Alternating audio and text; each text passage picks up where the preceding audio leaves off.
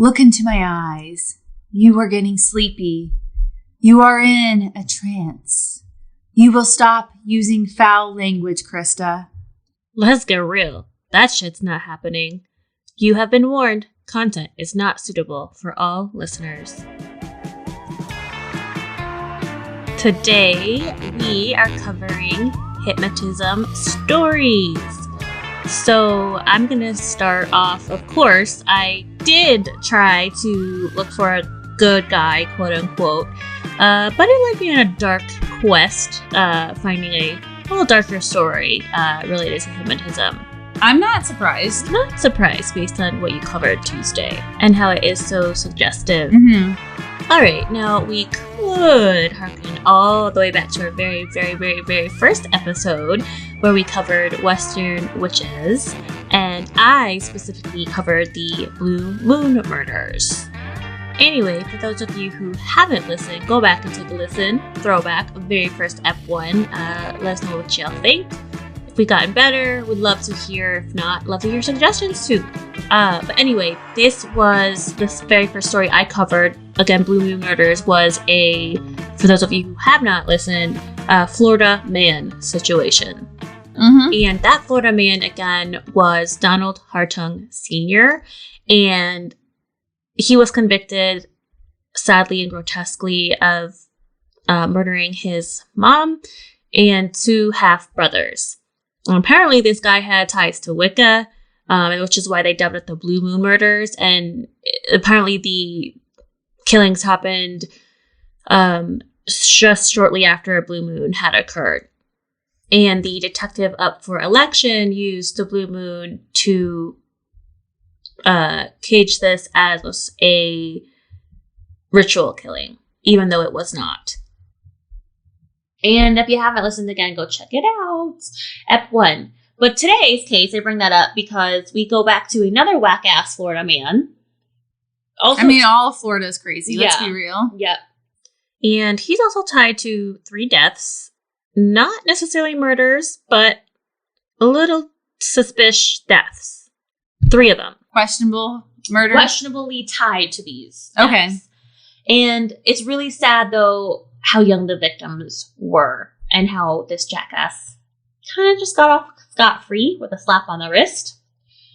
Which, technically, after what you covered, you can see both angles legally, but we'll get to it. Okay. So, in your time as a teacher and trained educator, have you ever heard of teachers, social workers, or the school psychologist using hypnotism in any capacity to help support students?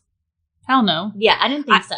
I guess I never really even thought, I guess I knew it was a therapy because I've always thought about like how people are like, oh, I got hypnotized once and I stopped smoking the rest. Mm-hmm. But I guess I never really thought of it I never really saw the correlation of therapy between the two. Got it. Yeah, I don't think I did either. I saw more of the magician type showmanship. Yeah, the more like the big show. Right. Well, in this case, it wasn't a teacher. It was the freaking high school principal using hypnotism. Oh, God. That's creepy already. Yeah. So, leave it to Florida man in Northport High School. Principal George Kenny, then at the time in 2011, he was 51. He used his pseudo and non-certified in hypnotism experience to allegedly support or counsel as many as 75 students in his high school over a 5-year period. Okay, that's creepy. Yeah. Very, gave me a lot of the Keepers vibes. I don't know if you watched that yet. Mm-hmm. It gave me very much of that vibe. That's a tragic documentary. Oh, sickening. And tragic. Yeah. Ooh. Anyway, this principal just gave me major Keepers vibes. Keepers creepers, I suppose. But there was, in reality, there was no inklings and or indictments or accusations of sexual abuse or improprieties here. But I just got real weird vibes from this dude. High school or what? High school. Okay. Yeah, but it just reminded me of that because this man in power. How did he get away with it so long? You would think kids would go home and tell their parents what happened to them. Yeah, I'll tell you. So he's supposed to have used this hypnosis to help students who needed to relax before tests athletes, basketball player having trouble making shots or free throws, and even school secretaries who wanted to quit smoking. Okay. Apparently, while he wasn't clinically licensed, though, in hypnosis, he did write 4 books on the subject, showing how it could help students, again, with test anxiety or student athletes and their athletic abilities.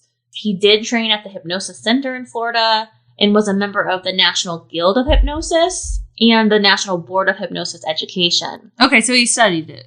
So he apparently studied it, but he wasn't certified legally. And at this time, again, in 2011, there was a big investigation that Kenny claimed that he had worked with, at this time, only 36 students. And those 36 students apparently had parental permission.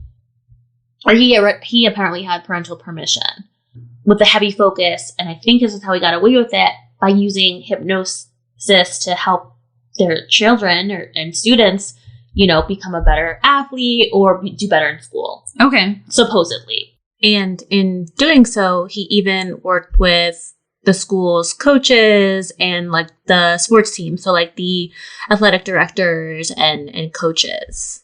Like for motivation or? Yeah, exactly. But according to NBC News, who combed through this investigative report on Kenny's reported practice, the school psychology teacher, Anne Brandon DeBerger, said in her interview with investigators, where they're looking into this dude of like, what the fuck, that's creepy and total gross abuse of your power. She said, Dr. Kenny isn't doing any hocus pocus. That's just what it has been blown into.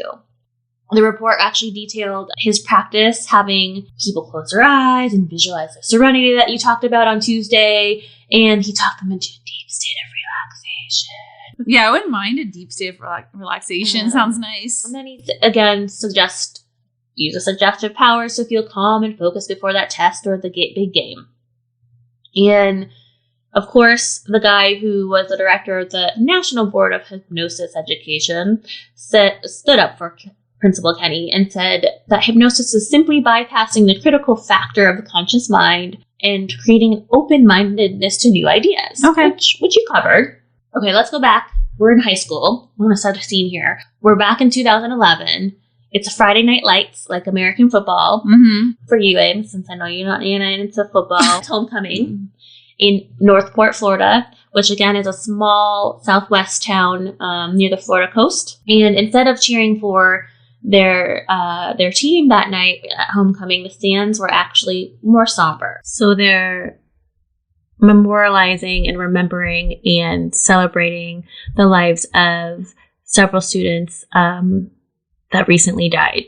Wesley McKinley was 16, and he was very musically inclined, actually studying and hoping to go to audition at Juilliard. Wow, that's impressive. Yeah, smart kid.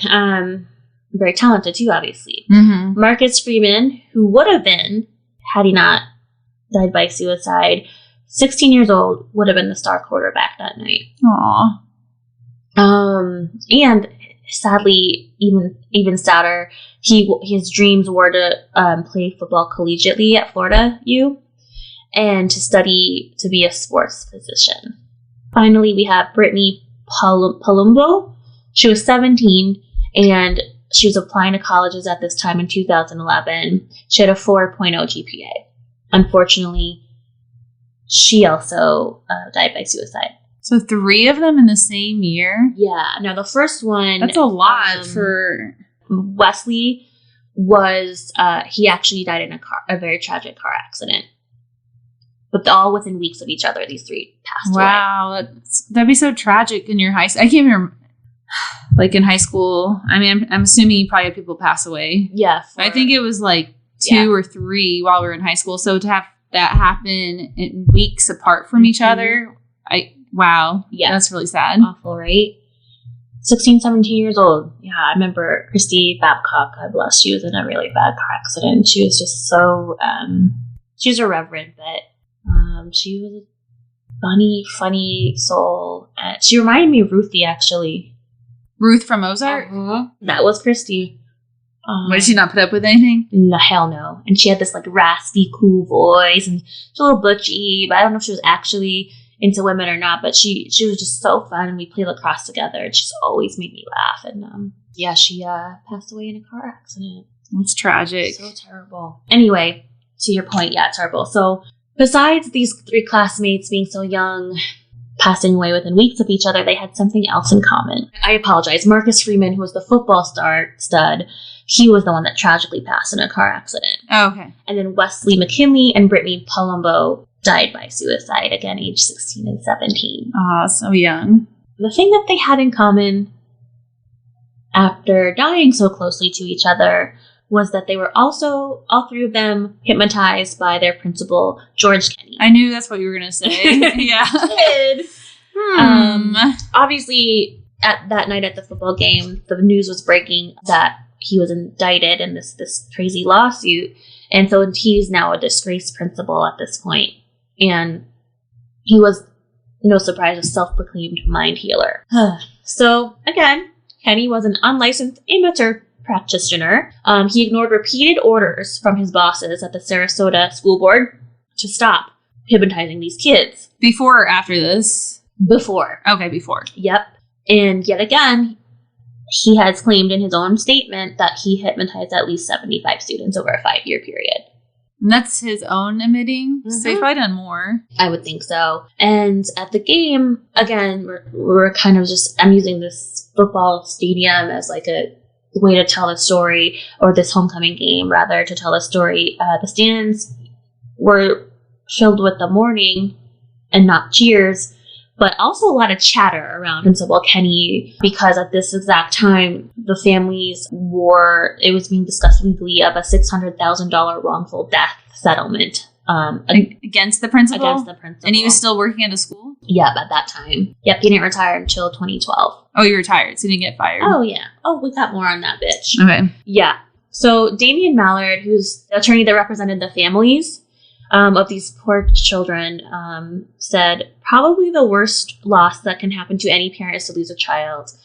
Obviously, we can't even imagine. Especially needlessly, because you had someone who decided to perform medical service on kids without a license. He altered the underdeveloped brains of teenagers, and they all ended up dead because of it. End quote. Which sounds very harsh, but... I have a question. Does the car accident have any correlation with this situation, or are you just saying that's another freak accident that happened on top of this? So... I'll get into it a little later, but technically, Principal Kenny's lawyers are claiming that they were all just random coincidences. So the car accident, though, do we know if it has anything to do with the story? Or are you just saying it was another tragedy that happened? Another tragedy. Okay. Yep. So, to add even more pain to the parents' pain that they're going through, again, Kenny basically just got a slap on the wrist for his negligence. Mm-hmm. He only served 1 year probation in 2012 after a plea deal, and then was hit with a misdemeanor charge of practicing hypnosis without a license, which is actually illegal in the state of Florida. It's legal to be able to... Illegal to practice without a license. Okay. Yep, illegal. What do you think? You worked in schools. You think the school board did anything else? Probably not. No. Of course the fuck they didn't. He retired on a full pension, and now just runs a small B&B in the old Smoky Mountains, doing his thing. Yeah. So is there much proof that there is I guess my question There's no proof that these deaths were caused by him. Obviously only speculation by, I think, sad parents and classmates, obviously rightfully seeking answers. So legally, no, there's no direct connection to causation here. The only reason he got caught or in trouble was because he was practicing hypnosis without a license, and especially on top of that, without a license on minors. I understand that, but is there the more... Because I could see it'd be easy to point your finger and say, hey, all 3 of these students were hypnotized by him, but is there any proof or stories that might have suggested for these kids to have suicidal thoughts from his actions? That didn't come up, no, but of course the parents in the community were like, that's what a lot of them thought, and were like livid at the little they got, but unfortunately, unfortunately, screw that, because this is a horrible, tragic death. The rest of the community really backed the principal. And I'll get into that here in a second. I guess I'm just curious, like... But there was nothing came up, and I have, like, 10 articles, and nothing came up that had any bearing in court that they could prove that the student's deaths were a direct correlation to his hypnotism. You know, they're probably just all under pressure. Think about that he used his hypnotism for test anxiety. One kid's trying to go to Juilliard, the other's trying to be a doctor, a medical doctor, and play football collegiately. That's a lot of pressure. And the other girl was a 4.0 student, and you've seen it as an educator, like how much pressure students are under now. And so my theory is, you know, stress and anxiety and depression. Yeah, I guess to me, it's hard for me to make a decision if he is really as guilty as the community was saying, or if the community was just at a loss and they wanted someone to blame. Yeah, and ironically, the community actually, when the tragic car accident happened, as an accident before the 2 suicides, the community really championed him and said his hypnotism helped them get through the grief of losing that student. Interesting. Yeah, so I agree. The parents were outraged, and the classmates who knew these students, Marcus, Wesley, and Brittany, were really upset. The families only received, each family, out of the total $600,000, each family received $200,000 in this wrongful death suit. And that was because legally shouldn't have practiced hypnotism on the students. Yep. Okay. Yep, exactly. And I can't even imagine. But before these teens took their lives, again, Kenny had been warned by his supervisors, so he kept doing it. To your earlier question, he was warned several times not to do this because he didn't have a license or didn't get necessarily express written parental consent. Yeah, I was going to say, you'd have to have parental consent before you do any type of therapy or practice any type, practice any type of therapy with a minor. Exactly. I think that's, to me, is the bigger story, because I think I'm questioning the deaths if they really did have correlation, or it's just like tragic events happened somewhere where a principal was doing questionable things. Yeah, and that's probably more likely, unfortunately. And according to Kenny's attorney, again, the deaths were all tragic coincidences. However, in the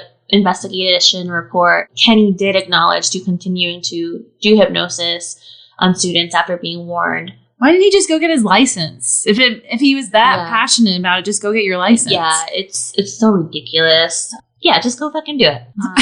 I mean, if you want to be a hypnotist, go get your license and you can practice it. Probably get paid more than a principal, actually. Probably. But whether or not, again, the deaths were linked to this hypnotism, they're still incredibly tragic, obviously. And Kenny, like I said earlier, he still got support from some parents and community members. And some of them even had, he had 2, Facebook pages to support him.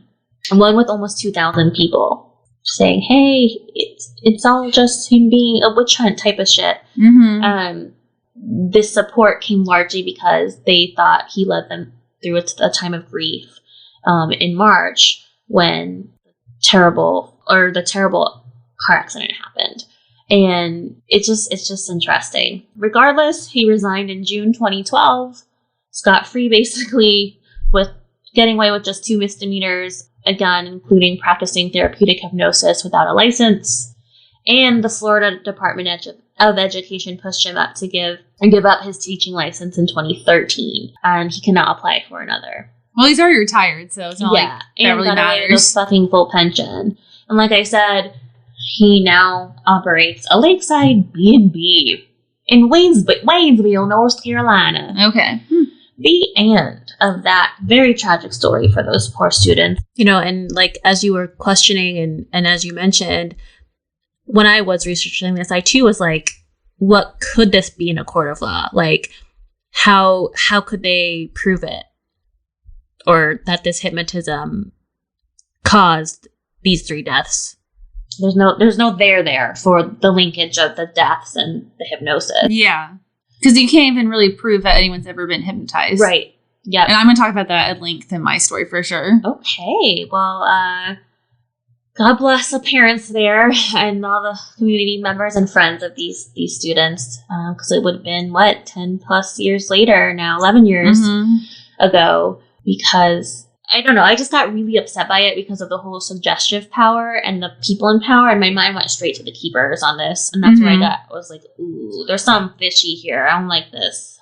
Well, I think we've talked about this, like, a common theme in our podcast is, like, people who have power are usually the ones who are the biggest manipulators because they have that position of power to take advantage of people who are not. Right. And they use their platform and not to, like, spread good. And you think being a principal, that's what you would be there for. You know, maybe in theory he was and thought his hypnotism really was helping these athletes and students excel in academics and sport, but I don't know. I just got like the grossed out vibe, and maybe that's fair or not fair to him. I don't know, but I was sensing, my intuition picked up on like something not right there. No, I definitely think so. And I think if he was asked so many times not to do it, why didn't he stop? Right. So I guess that's the part I take away. And I would like to know, I wish there was more. Obviously, we don't know the details, but it'd be interesting to know them. Yeah, there wasn't much. It honestly only focused on these students' deaths and both lawyers, you know, points of view. And I think that's largely because they can't prove it, right? There's no linkage. So there's no there, like I said. So yeah. Good job. It was a good story. Thanks. Looking forward to hearing yours. Okay, so before we go across the globe to Indonesia for Amy's hypnosis or criminal hypnotist stories, want to share another word from our friend up north, John McDonald at the Not So Random Rant podcast. And thanks again for sticking with us. And here's a little word from John.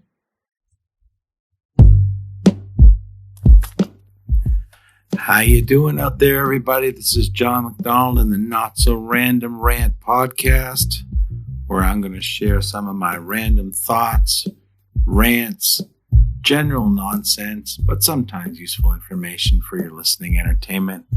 I hope you enjoy and have a beautiful day.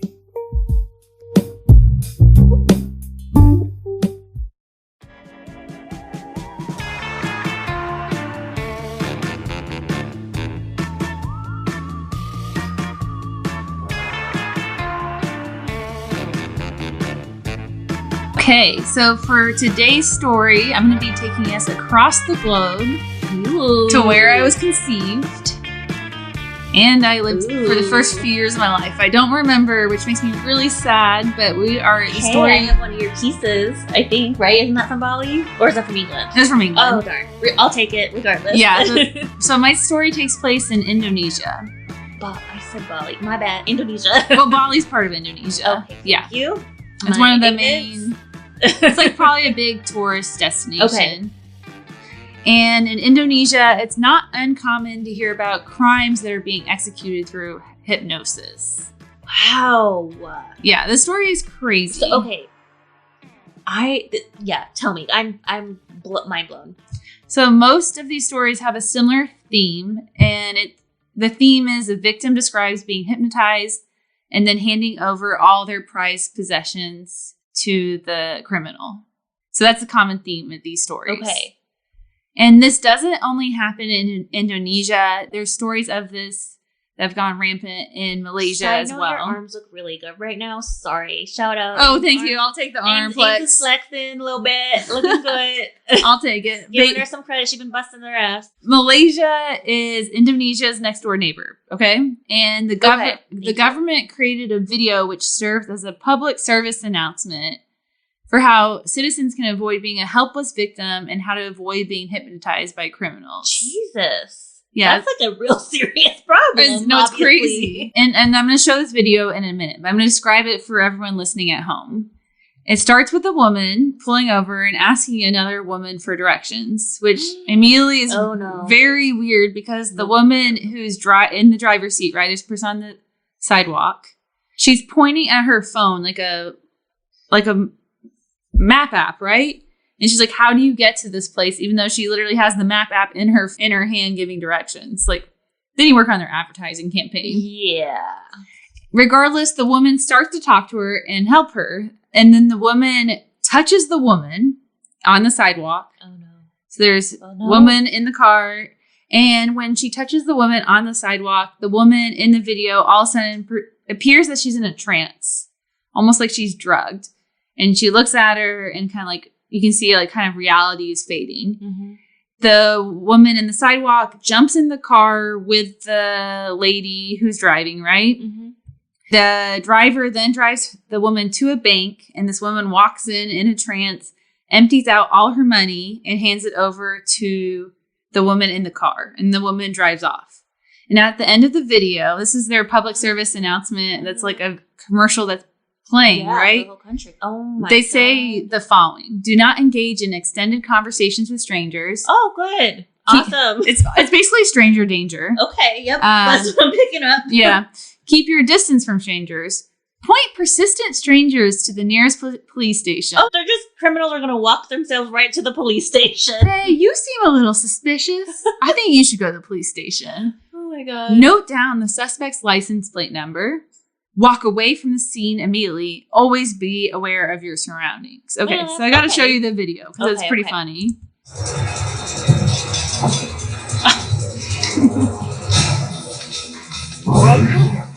Do not engage in extended conversation with strangers. Keep your distance from strangers. Point persistent strangers to the nearest police station. Note down the suspect's vehicle number. Walk away from the scene immediately. Always be aware of your surroundings. Oh my God. Really interesting. Bizarre, right? Well, I mean, it was well produced visually, but it almost reminded me a little bit of Zombies, where that woman looked like she was in a trance, even though she was like, she had the motor functions and stuff. What the fuck? And then the announcer, it almost sounded like a sporting event or a movie versus like a PSA. Yeah, like, yeah, it's definitely. Yeah, Like, we're gonna have to post it because it's definitely interesting. Cultural lens, that's for damn sure. But like, also again, why the fuck would a criminal just take themselves right on to the, I know. to the police station? It's like someone walks into your bank, they rob you, and the nearest police station is just a block away if you want to turn yourself in Right. on your way out. Yeah. Okay. But It's scary that that's actually a legit problem. well, we'll get into it a little bit. Oh. So in 2016, the Criminal Investigation Unit of Jakarta arrested 5 criminals who used hypnosis to steal from over 100 people. And the police reported that this team of 5 would go up to someone very similar to the Malaysian public service announcement video I just talked about. And the common theme is they're asking for directions. Okay. So I guess never give directions to anyone in Asia. That's what I'm getting from this. Tokyo was fun. Tokyo felt safe everywhere, but And while they were asking for directions, this is when the criminals, the team of 5, would hypnotize the victim to hand over all their personal belongings. It was reported that people would hand over their laptops, all their cash, and their phones. And once the hypnotic spell was broken and the victim became aware of the situation, the team of 5 had already vanished at this point. wow. The team of 5, they were working together because they had a mission to buy land in Bogor, which is like a city south of Jakarta. Okay. Couldn't tell you anything And about Jakarta's it. the capital, right? I think. Yes. I know it's a big city, but Yeah, and so I couldn't find an update on the verdict if the people were arrested when the article was written. I was like trying to look into it. I couldn't find it. But when the article was written, they were saying they were facing up to 4 years in prison. And then in 2019, 3 Indonesians were arrested for a failed attempt to hypnotize and rob a woman. The woman, I don't know how to say this, Herlina Wati, was traveling home when 3 men approached her. One of them tapped her on the back, and that is when she was hypnotized and followed the men and got in their car. Before she entered the car, they had her hand over her 2 gold rings and her watch. They told her they would return her belongings, but she first needed to give them directions to drive to her house. oh no. And this is when she... Second location, baby. Yes. Oprah. Yeah, and so she takes them to their house, and the plan failed because when they entered the home, her kids were at home, and one of the kids actually tapped her, and she was no longer in a trance. Realizing what happened, she screamed, kind of like, why are these weirdos, or not weirdos, strangers, criminals in my house? And she immediately contacted the police. And from her being interviewed by the police, giving a description, they were able to track them down and arrest them. Wow. And another similar story that happened in 2014 resulted in what they call the Hypno Sisters to be arrested. The Hypno Sisters were made up of 4 women, Okay. and they would often tell ghost stories to scare people into giving their belongings. Oh, that's kind of fucked up. Mm-hmm. Each Hypno Sister had their own role in executing the crime. One was to find the perfect victim. One was in charge of hypnotizing the victim. One was in charge of driving the runaway car and just driving in general. And the fourth one would act like a fortune teller. So when the allocated sister had picked the perfect victim, they would start out by having them hypnotized. Then they would drive the victim to another location where the rest of the gang was waiting. The fortune teller of the group would scare the person by telling them that they had a spirit trapped inside their body. That's so fucked up. Especially for believers like me. Mm-hmm. Hell no. The fortune teller would convince the victim that at some point that they had stepped in someone else's blood who just recently died of an accident. Oh my god, oh my god, oh my god, oh my god. What? That's just cruel. And the person who died in the accident was haunting the victim. Okay. And they need to cleanse their spirit. If the victim wanted help with this, so they're hypnotized while they're telling them all of this, and not to be haunted forever, they would need to pay the group through giving them their expensive personal belongings, like pay it forward. Oh my god. Fucking con artists, man. But similar to my last story, the Hypno Sisters ended up getting caught in a very similar fashion. Okay. So a lot of these stories have a lot of the same trends.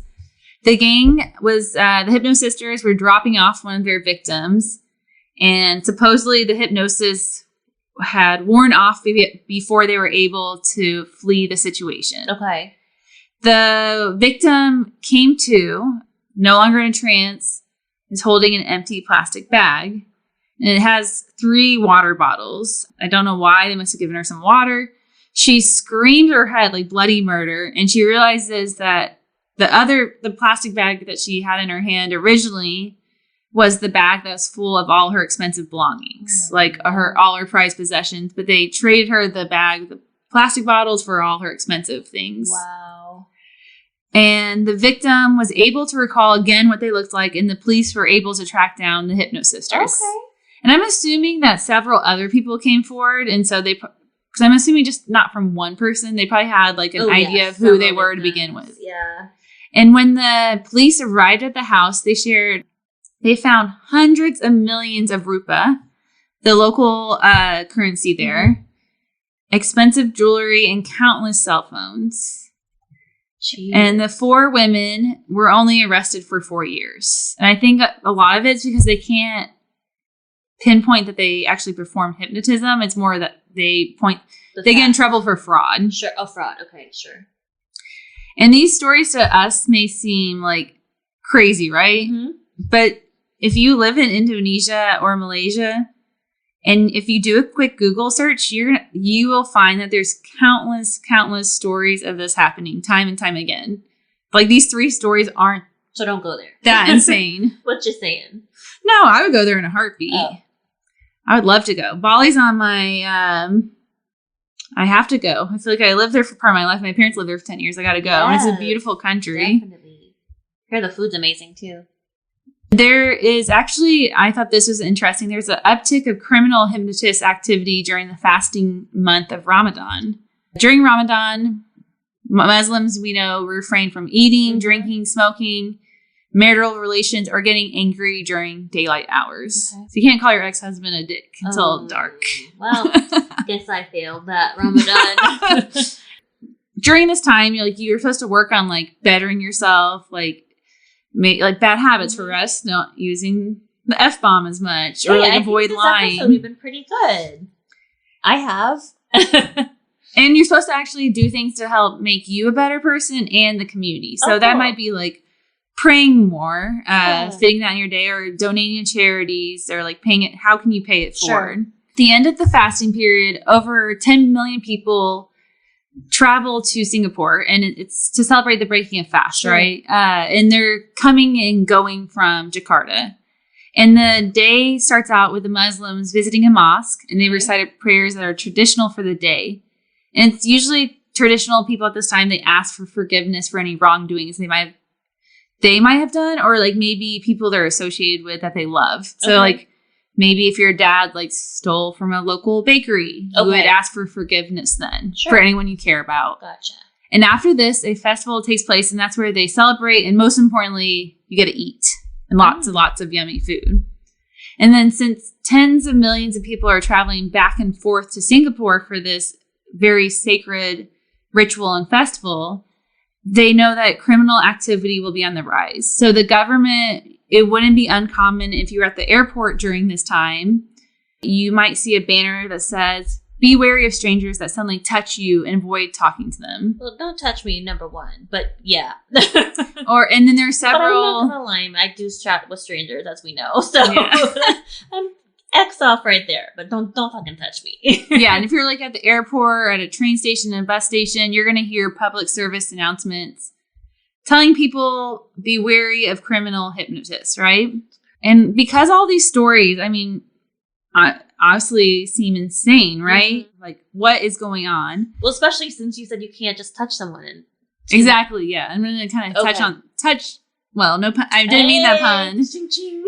Touch on the fact that, like, how is this happening? So, Vox News, they wrote an investigative piece titled, "We got to the bottom of Indonesia's mind control robberies," with a tagline saying the following, quote, "Local newspapers are full of stories about people being hypnotized into emptying their life savings by gangs of skilled thieves. Is any of it true?" Journalist Alice, she sat down with a reputable Indonesian celebrity hypnotist. And in the beginning of the article, Alice, she kind of reminded me of you. She was like thirsty for him. Okay. That was like the first part of the article. But then she gets back to reality and gets back to the story. She asked him if these stories of people being hypnotized can actually be a real thing. Like, obviously, from our history segment we covered on Tuesday, I kind of said you can't just tap someone and hypnotize someone, especially someone who's not willing to be hypnotized. Sure. That doesn't happen.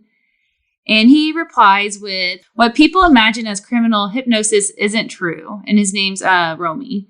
"They believe it's true, therefore it becomes true. Mm-hmm. But belief and fact are two completely different things. Mm-hmm. What people imagine is that somebody can just go up to you on the street, tap your shoulder, and you're done. Mm-hmm. Show me somebody who can do that, I will pay him millions. On my show, I've challenged people who claim that they could do that, but nope, they can never deliver." And he is a hypnotist himself, but he's saying that's not really what hypnotism is. Sure. Like magicians, kind of. Like where they, the good ones, as we touched on in Magicians episode. Everybody else, you're going to check out all our old episodes today. Yeah. Amy touched on the amazing Randy being a really good guy, actually, for the Bewitched Panther characters. And said the magicians say they promise to deceive you, and they do. And so this sounds like this guy's kind of similar caliber of actually honesty, right? Of saying, look, this is the trick. This is what's up. Basically, right on theme of what you're saying. He's like, not hypnotism's, it's more of a therapy act. It's not people losing their minds and doing things against their will. Right. So this really leads people to ask more. So if it's not real, then what's happening? Like, this doesn't make any sense. Why are these stories so viral and they keep happening time and time again? Right. And his theory is, and I can see this, like, no one knows the answer, truly. But his theory is that the victim is embarrassed by the fact they got duped or persuaded. It would be embarrassing. I handed over all my prized possessions willingly. I didn't tell you about the psychic thing for many years because I was embarrassed. Oh, that's in our last episode. Oh, yeah. Again, I'm doing all the references today, making the rounds. But yeah, essentially, for those who did not hear our Soulmates episode, I did a crazy thing for love and on the advice of a psychic. And I literally have never told anybody that, except for the ex-noob. I'm embarrassed. Yeah. And it's like there's a shame that comes along with being a victim of fraud. Well, 100%. And these people weren't, from what I understand, doesn't sound like these people are getting physically abused. They're just willingly handed over. Right. And that's how they get away with it. But to rationalize this, like, they're making up stories about me, like, immediately they're hypnotized by a criminal. He said that, yes, people are being persuaded and manipulated to give their belongings, but it's not through a quick tap of the shoulder, like they're saying. Mm-hmm. He said that there's also more of a backstory that journalists are leaving out for more sensational headlines. So it's kind of like, how can we make this story splash and get people to listen to it? And there are obviously con artists out there, and these people tend to be medicine men, which are someone who sells cures for sick people. Mm-hmm. And they might tell people, I'm not willing to give you the cure until you give me some money or however you want to pay me. Right. And sometimes these people are religious authority figures that are taking advantage of people. Oh, no surprise. Another interesting thought in this article, it was a really good one, is that Alice brings up the question, how are people being arrested for hypnotism when you can't really prove that hypnotism is a real thing, or B, happened to an individual? Great point, Alice. She brought up the discussion that people are being arrested for fraud because they promised to deliver something after victims paid, but they're not delivering it. So they're not being pinpointed with, oh, you're a criminal hypnotist. It's just for fraud. Got it. And at the end of her interview, she asked Romy the following. Because you have to think this fear is widespread throughout the country. Sure. Do you have any advice for people who are afraid of hypnotism and being conned? And at the end of the article, it ends with, just pray a lot and don't ever trust strangers. This sounds like cliche advice for children, but people forget it again and again. Yeah, me. And that is my wrap for criminal hypnotists in Indonesia and Malaysia. I thought it was really crazy, though. Like, that happens. And amazing. That's like a wide fear there because we don't have that fear here. Mm-hmm. So it's definitely a different cultural thing. What a difference, too. Be that, like, culturally, obviously, but, like, my guy was arrested because fraud was illegal.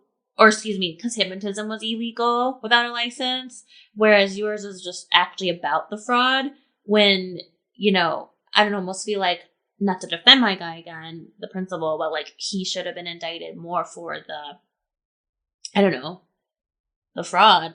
But that all comes down to kind of our whole judicial system. You're not guilty till you're proven to be guilty, and there's no proof. Innocent until proven guilty. Thank you. That's what I'm trying to say. I see she's getting there. But I don't feel like your story, even when you were telling it, I was kind of questioning it. I was like, it just seems like to me, tragic events happen. Sure. Emotions are like at an all-time high, and people want to blame people for tragic things that have no explanation sometimes. Absolutely. And I'm tending to agree with that. But I still get creeper vibe. Oh, I don't think you should be doing it. But also, I think it's interesting that there's actually like public service announcements out there. That's wild. Mm-hmm. So, but I feel like they should almost re-educate the public because like that PSA was invalid with the whole tap on the shoulder thing. Like, if we know that's not how hypnotism works, then you need to redo that PSA because that's malinformation or but you have to think about, well, yes, that's the government, but also like the media eats this stuff up. Oh yeah, like any. Of course. News outlets going to love these stories that make people scared. Oh, of course. If it's going to make them more money. If it leads, as we say. If it's sensationalized, even better. Mm-hmm. Yeah, I thought this was a great job. It was fun. Fascinating. Yeah, very interesting. So when are we going to Indonesia? I would love to go. Let's go tomorrow. Okay. Let's skip work. Well, I get to go to Hawaii. That's awesome. I'm jelly. I want to go. That's on my list. Yeah, I've never been either, so it's going to be amazing. Wow. What are we covering next week? We have astrology, which is right up my alley, as y'all know. Yeah, it's fascinating because I actually got to meet some actual astronomers on Friday as part of my job, but astrology is not that. It's a pseudoscience. No, I have a lot of students who take astronomy who think they're taking astrology, and then they're they really? They're very disappointed. And I'm like, yeah, it's like physics. And it sure is. Geometry. You don't know how often that happens. Well, kids, y'all should read the dictionary. Or read the course description. Or that. Yeah, you know, there's that. Well, let us know if you've ever been hypnotized, or you want to be, or your experience with it. Do you believe in it? Yeah. Hit us up. bewitchedbanter@gmail.com. And as usual, please, please, please rate, review, subscribe. And if you do listen and you like us, if you love us, please let us know on any of the reviewing services wherever you listen to your podcasts. Or if you have good feedback, like feedback for how we can get improved. We like that too. Mm-hmm. Because we're obviously growing and trying to get better. Mm-hmm. Be kind. Well, on that note, should we say bye? Yeah. Peace, bewitches. Peace. Stay tuned. Next week, we'll be doing another collaboration, actually our very first crossover with our buddies, the Justins, over at the Stupidest podcast. So stay tuned for that, and we're super excited to work with these guys, and hope you enjoyed today's episode. Music, Phantom Fun by Jonathan Boyle from PremiumBeat.com. Podcast edited and produced by Krista Hinz and Amy Holt.